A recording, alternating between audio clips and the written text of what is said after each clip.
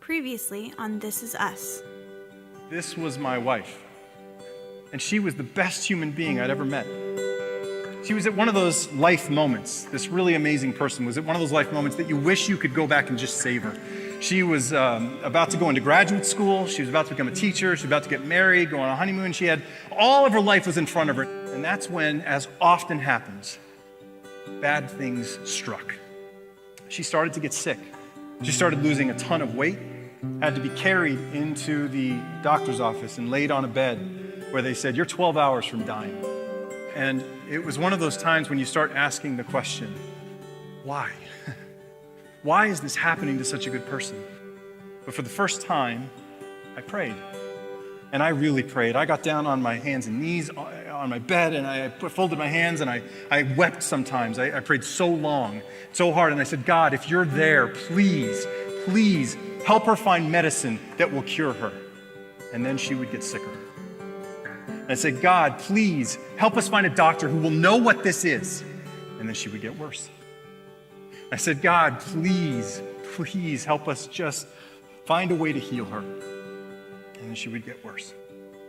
And this didn't go on for days, and this didn't go on for weeks, and it didn't go on for months. This went on for years.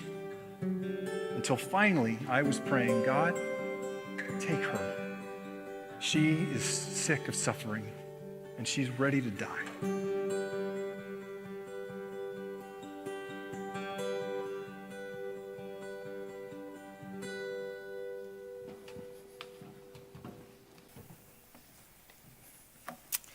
Hi, Keena. Hi, Justin. Thanks so much for being here. Really, really grateful. Thank you. I guess God didn't take you. Nope. You're here. I am. That's awesome. So that obviously is an emotional little portion of Jeff's story, little in the video, huge in real life, I guess. Yeah. And we'll get to that because it's such a big part of your story and it's such a big part of Jeff's story. Okay. But before we get to that, I'd love to help everyone here get to know you a little bit. So I'm going to ask you a few quick questions and you can answer them just to let us get to know you a bit. So first of all, where are you from? I'm from Colorado. I'm a fourth generation native of that. That's beautiful. And I love everything about Colorado. I love the people. I love the climate. I love the feel. It's my home. That's a big deal. Colorado's a big deal. Yeah. Okay, so who raised you? So I was raised by my mom. That's my pretty mama right there. So I was raised by my mom single-handedly. My biological dad was gone before I even had memory of him, so it was just mom and I. Mm-hmm. And we had a song by Helen Reddy called "You and Me Against the World," and that's kind of how we live life. My mom, it's hard to sum her up in, a 30-second soundbite, but she was my mom and my dad and my friend and my teacher, and she sacrificed everything for me. I can remember times when I was little and it was time to eat and I was the only one eating. I would say, "Mom, aren't you hungry?" And she said, "No, that was okay." And that's okay, and it was only later that I realized it's because there wasn't enough for both of us. And she's my hero. I've met your mom. She is pretty awesome. She taught me how to be a mom. She taught me how to be a fighter. And she's the best. And then those of you who know me know that I do have a dad. It took me 21 years to get the right one, which actually is a good story for another time. But my mom and my dad, the person I call dad, were actually high school sweethearts, and couldn't figure that out earlier. I don't know why. But they got married when I was 21, and then he adopted me when I was 24, actually. Adopted. So officially. His name is on my birth certificate. There we go. Yeah. I've also met him. He's also an incredible person. Yeah. That's very, very cool. Yeah. Okay, so tell me about your immediate family. Okay, so Jeff, you met a couple weeks ago. He was up here doing fabulous things. That's my Jeffers. Jeffers. Should we call him Feel Jeffers free to call him now? Jeffers. Good. Everyone, it's Jeffers.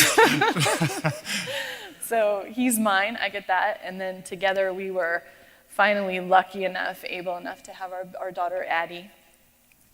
There she is. She's our whole world. And she's what my mom taught me how to do. She's my most important thing. She's the most important contribution I'll have to this world, surely. And she comes first. in everything. And I've said to people, and it couldn't be more true, that Addie is so much a part of me that I feel like you can't know me unless you know her. A chunk would be missing that matters too much. So I was ready for her, thanks to my mom. And when we got her, she was a miracle. She was a miracle. Why do you say she was a miracle? Well, besides the fact that all children are miracles. Life, okay. The miracle of life. Okay, sorry.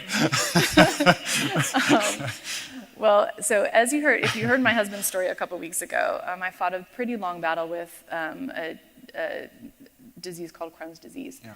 And so that's where that video comes in, obviously. And I was sick for a very long time. He carried me into the hospital dying, and that's when they told him I had about 12 hours to live. Like And legitimately? Legitimately. Probably it would have been cardiac arrest because Wow. I had wasted away so far. And I was undiagnosed, I was misdiagnosed, and so that was a series of blood transfusions and feeding tubes and that whole thing. They got me stabilized, and I got a diagnosis that was mostly true. It was ulcerative colitis. And so we at least knew what we were fighting, and at a certain point, though, that diagnosis was changed to Crohn's disease. I had a symptom develop where that are called fistulas. And so basically what that means is from your body starts tunneling a hole from an organ to the outside of Like your... drilling a hole. Drilling a hole. It drills a hole, like a real hole in your body. Correct. Wow, And where it shouldn't be. Right. It's things your body can do that you didn't know your body could do. Wow. So it did that, and then my diagnosis was changed to Crohn's disease, which is significant because that is now an autoimmune class disease, so I will have that. I will always have Forever. that. Wow. How long did the worst of it take? How The long worst were of you it was nearly dying? almost 5 years that they kept me Wow. just above the level of, I dipped down into almost dying twice, but that they kept me just above that level. Wow. I had a doctor say to me, the first time that Jeff took me in, you have a choice. This disease will either kill you or you can choose to live, but it's going to be a long fight. It's going to be a hard fight. And part of that fight and part of the reality of that was that we were told that we should expect to never be parents. Wow. Your body couldn't even support yourself, let alone supporting, Right. creating a new life. Right. That's amazing. Okay, so in the midst of this, we're sitting in church. I'd love to know your faith background. Like, while that's all going on, while you're struggling for your life, we heard some of Jeff's story. And if you haven't heard Jeff's story, you really should go listen. We've got it audio online. I think we're going to have video soon as well. You really should go listen because he describes his own journey and some of Keena's as well. But where were you with God and with church as you're fighting for your life? Okay. So personally, I come from a family that lives by the motto of a little religion goes a long way. So church wasn't involved, and it was from, a bunch of stories that you've probably heard a million times. It wasn't something that really worked for my family. So church wasn't a part of what I was doing at that time, but we certainly believed in God, some sort of God out there, and that it was good, but no in-depth understanding in any way. Believed in Jesus because Christmas is awesome. And he's part of Christmas. That's true. Yeah.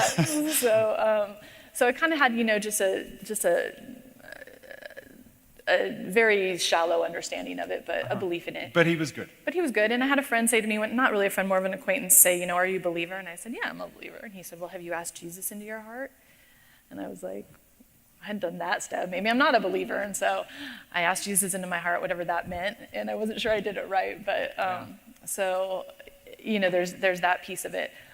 So church, no. God, yes. And then I happened to come in on Jeff's story toward the end of his kind of awful journey with what had gone on with him in churches. A big part of Jeff's story was how badly he was treated by a lot of church people and church situations. Right. So you came in on that and came felt in the at the pain tail of end of that and saw what it had done to him. And so it just kind of, for me, it kind of validated what my family had always kind of thought about church, organized religion, and that sort of thing.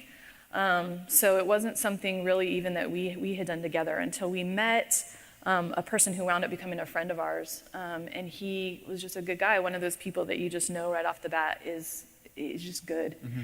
And eventually he invited us to his church, and because of the relationship we had with him, we decided we'd give it one more try. You trusted him, so surely something good can come of that. That makes sense. So was that a good experience when you went to church? No. No. It was not. Oh, no.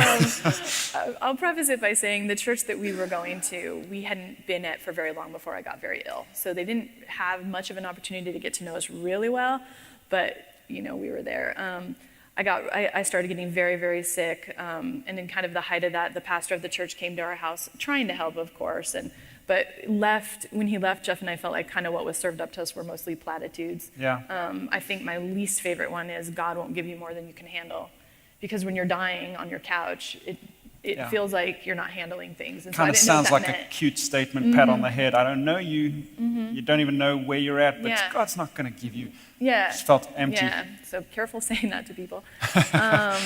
And then, I was promptly put on the Get Well card ministry. There's a ministry like that. That's cool. They had a ministry for that. So about once a month, I got a card from someone at church who didn't know me and who I didn't know. I think it was signed by someone different every month. It would say stuff like "Get better soon," and yet you're busy deteriorating and feeling like absolutely. Wow. So it felt like we were a box to just be checked. Like we got to do this thing, we did that thing, and now we can move on. And there wasn't a lot of that depth makes to sense. it.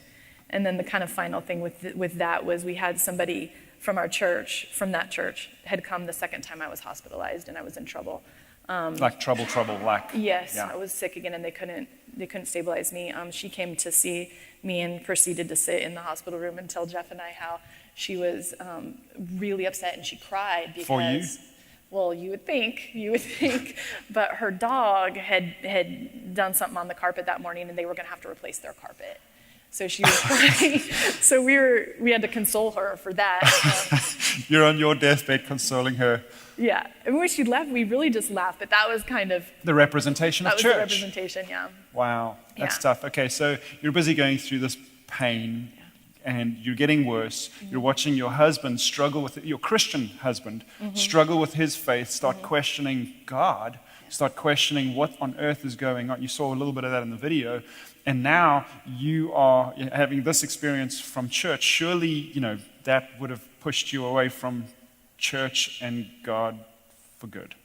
Well, church, yes. I just kind of thought she and my family had it right, so church. Yeah. But for me, those two were always separate. I had a family that didn't believe in organized religion but still believed in God, so those could be separate for me. Yeah, okay.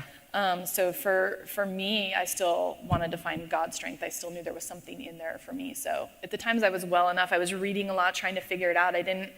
I wasn't sure where to go or how to really figure it out. And much of what I read, while I could understand it logically, didn't feel applicable. I wasn't sure how it was practical. Yeah. But I was still lurking for it. I was still searching for it. Yeah. And as far as God goes, I think through illness, I prayed a lot. I talked to God a lot. It was more conversational because we both had a lot of time on our hands.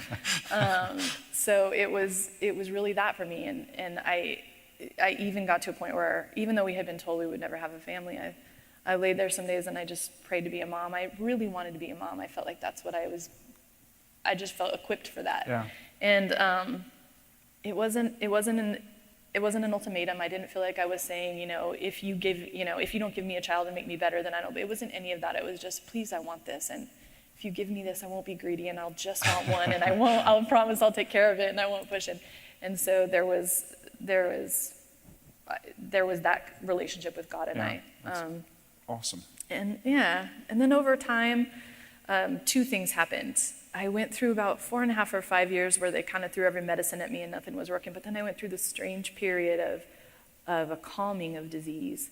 And my doctors, who knew that I would love to have been a mom, had gotten together and said, look, if you ever have a chance, this is your shot. Mm-hmm. This is your time. And so 9 months later, our daughter was born. So the shot worked. It was a good shot. And it was good for about a month or so. And like Jeff also said, about a month after Addie was born, I started getting very, very sick again. Wow. And Just it was came back. downhill quickly, and they were out of medication for me. So the second thing that had happened in that time was that I wound up having a major surgery to remove my large intestine. Wow. So where are you at physically now? I mean, Crohn's disease, the surgery, where are you at physically now? So physically now I'm good. You know, Yeah. I was lucky because it was mostly contained in my large intestine the whole time. Not that it can't move, because it can, but so when they took that out, I was good. I still struggle with it. You know, it's autoimmune, so there's Sure. stuff that comes with that, so I still struggle, but I'm good. I feel good about it. And so basically what it is Crohn's disease can happen anywhere in your digestive tract, but they took out my large intestine, so that means that my digestive tract doesn't work the way most people's do. So what I basically have now when they took out my intestine is I have a permanent wound here, a permanent open wound. And so I have one of these that I wear all the time, and that's what collects the waste since I don't have that piece. Okay. Okay, this brings up a whole huge question that I want to ask, but before I get to that, I'd love to know what Addie, your daughter, thought about all this Crohn's disease and the surgery, all that. Yeah, the disease doesn't mean a whole lot to her, but the surgery was interesting. I think she was about 3 years old when she came in and asked me when she was going to get her bag. So, and it was a long time. Did you tell her puberty? I said, oh, I hope never, but it was a long time before she realized that just wasn't every adult's natural, that wasn't the progression of That's life. Awesome. So That's it was awesome. neat. Okay, so back to the main kind of question that comes to my mind. And I don't know if maybe it comes to everybody's mind, but here you are, you're watching, like I said, you're watching your Christian husband struggle with his faith through you nearly dying. He's carrying you into the hospital. He's taking care of you through all this time and struggling with God. But you seem to be leaning into God. Mm-hmm. You're the one dying. Yeah. You're struggling and you're leaning into God. Why did that happen? I mean, to be honest with you, I don't know. For me, I found comfort in God during that time. I never felt like it was God's fault. That wasn't something I put on him. That's really interesting to me because I know many people, and I've had that tendency as well in my life. When something bad happens to me, I feel like it's unfair. I feel like it's against me. And usually the first question that comes up is, God, why are you doing that? And somehow you separated that. You kind of understood that we live in a broken world and that God wants to help us in that broken world. Is that fair? Yeah, I think so. Wow. I think it is. And I think, for Jeff's part, I've come after that. I look back at it and I think it's, in some situations, it's just so much harder to be the person watching somebody you love suffer than it is to be the person who's suffering. Wow, yeah. Because he could look at that and go, I would change it if I could. You could, God, you can change it and you're not. And so I can see where that tension would come in, but that wasn't my tension. Wow. So I did eventually come to an issue, but strangely it was my crisis of faith didn't come at the time when I was suffering. Yeah. For me, my crisis of faith came at a time when I was watching my daughter suffer. Okay. So you've just nearly died. Mm-hmm. Didn't have a crisis of faith. But I didn't. No, you didn't die. That's true. But you didn't have a crisis of faith in there. Like I said, Jeff struggled with that. A lot of people struggle with that. That didn't cause you to struggle with God. Right. But watching your daughter struggle caused you to question God. Yes. Tell me about that. Well, after I had my surgery, illness got better. I was kind of on the mend, and things, we were trying to get back to some semblance of normal. Whatever normal is, we were in a place where we had been living from crisis to crisis for years, and that's what we knew. And unfortunately, I had gotten sick so closely to when Jeff and I got married that we never had established a normal. So we were trying to figure it out, and weren't doing a very good job of it. And so we were in trouble. Your marriage? Our marriage, yeah. He was traveling a lot for work, which meant Addie and I were lonely. We were fighting a lot.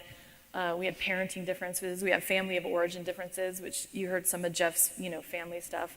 And for my part, I came in absolutely knowing how to be a mom. Yeah. I wasn't entirely sure. You and me against the world. Yeah, you and me against, and I wasn't entirely sure how marriage was supposed to look and how that was supposed to work. And so we were fighting over that, and we were fighting over everything, and it was bad. And Addie was watching it, and we were having a hard time containing it. And I said to a couple people at that point, I'm really scared for Jeff, and I don't think that we probably have another 10 years left in us. Yeah.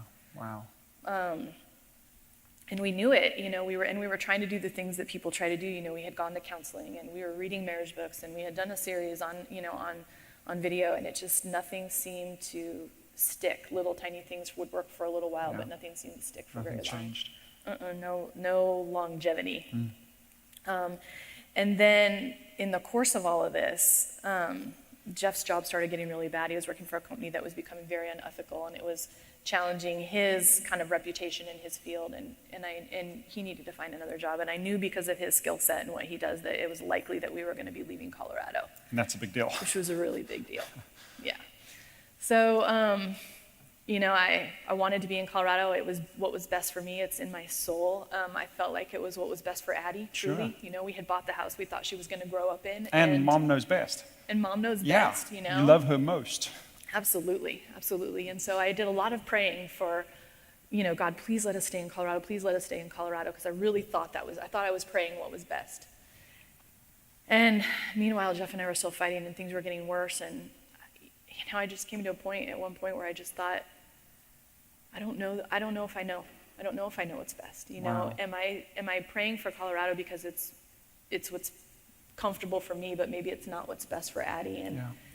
I struggled through that for a while. And so eventually the prayer changed from, please let us stay in Colorado, to, God, I need you to help me. I need you to show me what's best for Addie, because I'm not sure that I know. Wow. Okay, I want to pause there quick, because that's huge. And here's why I think it's huge, because Addie, your daughter, is the most important thing to you. And you will do anything for her. You die for her. You take care of her. She's the most important thing. And you thought you knew what was most important. And then you got to a place where you said, I might not know. There's a humility in there as you're praying to God, that I might not know what is best for the most important thing in my life. Mm-hmm. And then you prayed a prayer. You changed the prayer from, God, I want Colorado, that's best, to, God, whatever you want. That is huge. It reminds me of the prayer Jesus prayed before he went to the cross, before he died, and he's sitting in the Garden of Gethsemane, and he goes, God, I don't want to die. I don't want to go to the cross. And then he prays that famous prayer that says, yet not my will, but your will be done. And that sounds like the prayer that you pretty much prayed. I want this, yet God, would you show us what you would do that's best for Addie, right? Yeah. Okay, so what happened next? You prayed that big, huge prayer. So what happened next? it was, and I'm not exaggerating, and I mean it literally when I say the very next day. After you prayed the prayer, the next day. The next day. Jeff got a call from the president of St. Leo University. Which is here in the Tampa area. Which is here in the Tampa area. And he had a working relationship with him for about 10 years. And when he heard Jeff was looking for a job, he called and said, I want you to come here, and you can write your own job description. He said you can write your own. You can write your own next job day, description. I pray, next day. That was the last week of July. And Wow. we bought our Disney season passes as Florida residents on Halloween of that same year. So it went very, very quickly from there. So that would seem like God sort of went boom. You pray the prayer, God, your will be done, doors open, things just happen. That must have skyrocketed your faith. You would think so, but no. It was actually awful. I mean, the timing absolutely spoke to me, and so I thought I was doing what was right. Okay. It was the first time I actually struggled with God being good, because I felt like I had put myself out there, and this move was the hardest thing that I had ever done. I still struggled with the fact that maybe Colorado was what was best for Addie. It still felt best for me. And, I cried when we put our house on the market. I cried when we sold it to literally the first person that walked in our door. I cried when we closed. I cried when when we passed the sign that said, now leaving Colorado. Yeah. And it turned out it wound up being super traumatic, because after trusting God with Addie, which is everything I have, I felt like it wasn't working. Wow. You prayed that prayer. Mm-hmm. All these doors open. Felt like God was leading you there, but then it felt like it wasn't working. Why? What happened? When we got to Florida, Addie experienced just such a huge amount of loss. She was only 7, and she had left all of her friends, and she had left this community that we had built, and she left her home and her family. We have family there, and it was a lot of loss for her. Mm-hmm. And when we got here and tried to make up for those things and find her the community and find her the places for herself, it just wasn't working. And we were watching her just kind of fold inside of herself. She was, we brought her here as this happy, outgoing, just full of life human. And day by day, we watched her just collapse inside herself. She was losing her joy. She was losing her want to be out and around people. Wow. She was becoming really closed off. And my girl, who always wanted to be out in the world, didn't want to leave our house. Wow. She was becoming like our own little recluse there. And as mom, most important thing you're doing, you're watching that fall apart. It was awful. It was awful. Wow. She was 7. We watched her get beat down again and again and again. And I felt like I was watching her crumble. And my crisis of faith came when I felt like I had said to God, I need what's best for her. And then what I was watching certainly didn't seem like what was best for her. It seemed like what was worse for her. Yeah. And I could have stopped it. Because even though Jeff and I were fighting, we still have the relationship where if I had said this, we can't do this, then we wouldn't have done it. So I felt a little tricked, and I felt very responsible.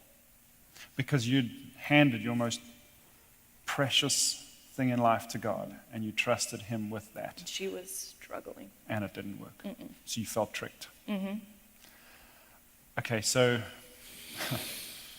that's how you arrived in Tampa. That's how you arrived at Citrus Point. Mm-hmm. I'm kind of surprised you came. Me too. And I'm surprised you stayed. And now you're sitting here. Yeah, I'm surprised that we came too. We came, so we were several months into the depression and the awfulness when my husband, as he previously said, hijacked my Facebook account. And he put up the most He wrote it as Keena. depressing. He wrote it as me, which that's not Christian. You don't do that. And so apparently I put up the most depressing. Oh gosh, it was a sad post. And but luckily 3 people kind of scooped us out of the abyss. So it paid off, which was both good and bad. But Paola saw the Facebook post and immediately messaged me and said, come to our church. And then Colleen texted me almost immediately and said, come to our house. I think we were at the Nolets the next day. And then Kristen messaged me just right after that and said, I'm coming to Georgia, or I'm in Georgia, but I'm coming for you. And so we stayed. Julia met Addie out front of the building every day and walked her in so that we felt comfortable. And so that was the initial reason we stayed. We stayed for a few reasons. We stayed because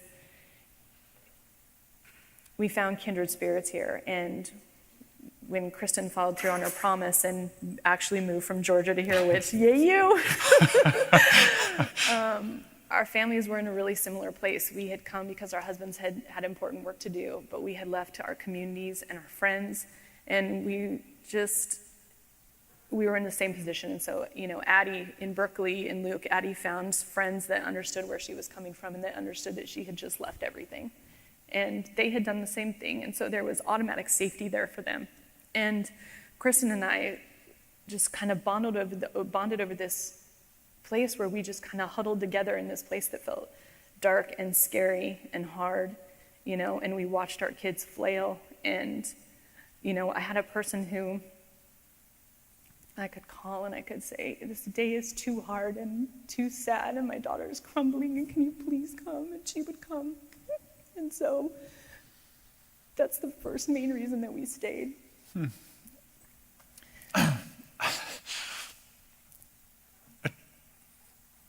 This just unprepared, but it didn't feel like a get well soon card. Right. It's amazing how God can take 2 families from such different backgrounds across the country, kind of land it in the same place and do something good out of that. Yeah. It's amazing. So that kept us here. And then, while we were here, we stayed also because the environment that Citrus Point is, Jeff and I were both struggling with really hard things at the time, and we had found people that we could be skeptical to, that we could ask the hard questions to, and they didn't push back, and they didn't try to beat us over the head with the Bible. The hard questions didn't fluster them. I found sermons that were practical and that I could actually apply, because that was the one thing that I was missing at home that I could never fill myself. I didn't understand that.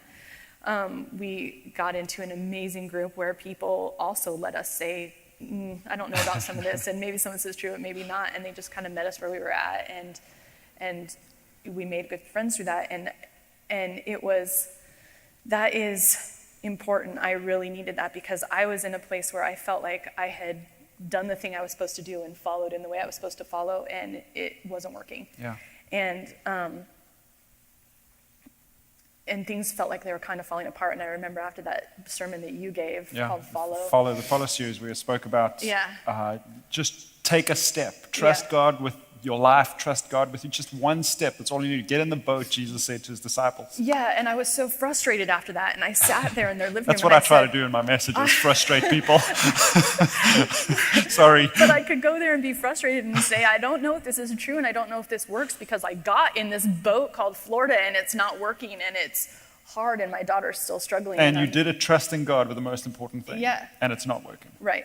We can have that conversation. I remember that. Right. And so we were able to have those conversations, and we had a lot of them, and it took a lot of time. But then, things started to change. For Addie? No, actually for me. Because in Florida is where, for me, Jesus became real. Not just the Christmas character, that you talk about, but a real person who had lived and who had died and who had a life that was practical and who lived in a way that could be followed. And, it's funny because I've said, as I said at the beginning, if you don't know my daughter, if you don't know Addie, you don't know me. And all the time I spent trying to figure out who God was, I finally started realizing who God was once I got to know Jesus. If you don't know his son, you don't know him. Right. And I thought it was cool that I had that in common with God. I don't think there's many things I probably have in common with him that we have in common. But you do. That's awesome. So, and that's true if you don't know him. And that's just amazing that you're able to get to know him for real, and that changes your whole perspective about who God is. Okay, so question though is, okay, just to recap a little bit. You went through Crohn's, you nearly died, didn't have a problem with the good God. You were okay. You leaned into him for strength. But in that moment where you chose to trust him with the most important thing, which, let me pause there quick as well, because I think all of us find ourselves in that place at some point. We have the most precious thing to us. For you, it was your daughter. Yeah. I don't know what it is for you or for me. There is something, the most precious thing to us, and getting to the place where we begin to go, God, I trust you. That is incredibly hard. And you trusted him with the most precious thing. And then it didn't work. Right. And then you started to change. But how did that resolve your tension with God over Addie? Okay. I think what I was looking for when I said I want what's best for Addie, I think in my mind's eye, what I had in mind was a girl who had lots of friends and who felt happy and who was putting down roots and who I could see that on her. Makes sense. Yeah. But what I saw was that when I changed, everything else changed too. So I became more gracious and forgiving, and Jeff and our marriage got stronger, and I became a better mom. And so in the end, I think the best thing for her was the change in me. And she was able to relax in some ways around Jeff and I in the climate that we had created that wouldn't have come about if it wasn't for that. And it's because we came here, and it's not because it's Florida, but it's because this is where we found Jesus, and this is where we found people who were following Jesus. Wow. And you got 10 years left in you yeah, of marriage? Well, yeah, if he behaves. Definitely. And, I think for people who know me, Florida is not my cup of tea. I'm uncomfortable here for several reasons, but for me, Florida will always be the place where I learned to follow Jesus. It was the place where Jeff learned to follow Jesus. And for that, for Addie, for all of us, it's a game changer. And that's forever. Community will come and go. Friends, happiness, those sorts of things kind of come and go. But what we found here is forever. Wow. And when Jeff was struggling with some of the stuff that he was going through, and he was dealing with the stuff he was working with through Jesus and God and that sort of thing, he said to me one day, Keen, who has Jesus ever really changed? And if you know his background, he's got a seminary. Yeah, I'm not equipped to argue the Bible with my husband. But what I said to him was, I just looked at him and I said, you know what, Jesus changed me. So I don't know about all the people in the Bible. I'm sure there's a bunch of references somebody else could give, but he changed me. You can't argue with that. You can't argue with that. Wow. And the surest, the clearest kind of example that I can give you, or evidence that I can give you of that at a later time we were having a conversation, and he said to me, what what would it do to your faith at this point if something happened to Addie? That's a big question. It's a big question. And he wasn't being unkind, but I think he was trying to discern the extent of the change that had happened in me. And Because that pinpoints the most important thing to you. And if something were to happen there, and that's where the struggle came from, not the illness, struggle came from God not taking care of her. Exactly. And so if something were to happen to you and her, Yeah. what would that do to your faith? Right. And I had to think about that for a minute, because my answer would have been different 5 years ago. And I said, if something happened to my girl, it would wreck me forever. And I probably wouldn't make it long without her. But it wouldn't change the fact that Jesus died and rose again. And nothing changes that for me anymore. So there's still that. Wow. Keena, that's amazing to see that transformation, to see that growth, to see how you meeting Jesus completely changes, in your words, everything. That's amazing. Kind of reminds me of an interaction that Jesus had with someone in the first century. And let me go there quickly now. Actually, in Mark chapter 2, Jesus is doing his thing. Mark is one of the writers of the account of Jesus. He wrote Peter's account of what Jesus did. And there was this one situation where a guy who was, he was paralyzed. And he heard that Jesus was doing these miracles and stuff. And you told me this is one of your favorite stories. I love this story.